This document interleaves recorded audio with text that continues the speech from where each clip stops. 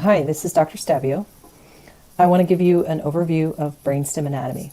I have a model here that I purchased from Erler Zimmer. That is a 3D printed model based on a surface scan of a cadaveric donor brainstem. And so to orient you in space, we're looking at the ventral surface of the brainstem. So here's a side view. The patient would be looking in that direction, right? And so the brain would be up top here, and the spinal cord would connect down here.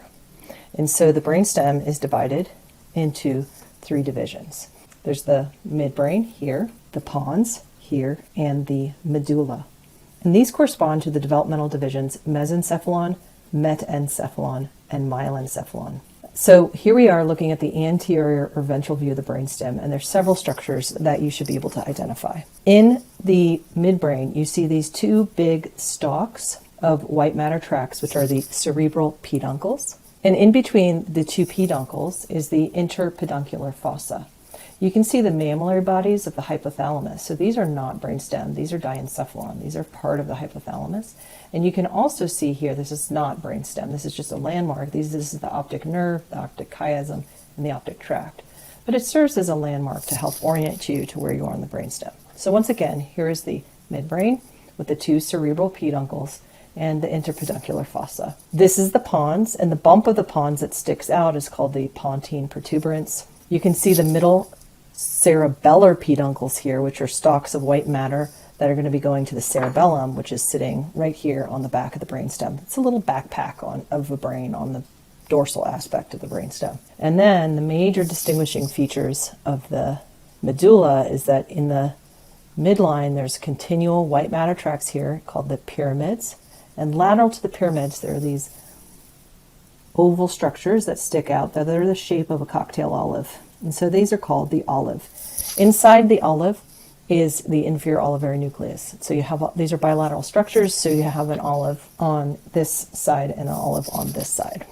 And so you have pathways from the brain coming down through the brainstem, down through pyramids, and then crossing here the bottom of the medulla as the pyramidal decussation. That's for the corticospinal tract.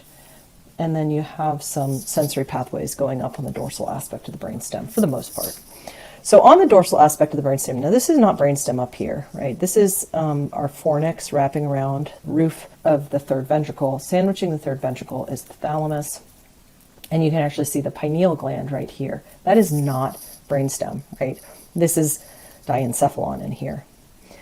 But these four little bumps, two pairs of bumps called the little hills, are named the superior colliculus, which is a relay center for the visual system and visual reflexes, and the inferior colliculus, which is a relay center for auditory reflexes. I remember this because your eyes are above your ears. Then you can see here is the superior cerebellar peduncle. This forms the space, right, that would include cerebral spinal fluid of the fourth ventricle. On the very dorsal aspect, you can see a little bump. That is the bump would be where you would find the nucleus gracilis and the nucleus cunatus laterally, but we can't see that very well in this model.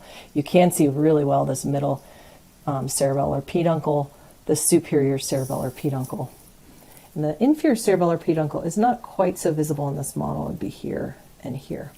I'll show you these again on a cartoon model, but I wanted you to see the actual brainstem.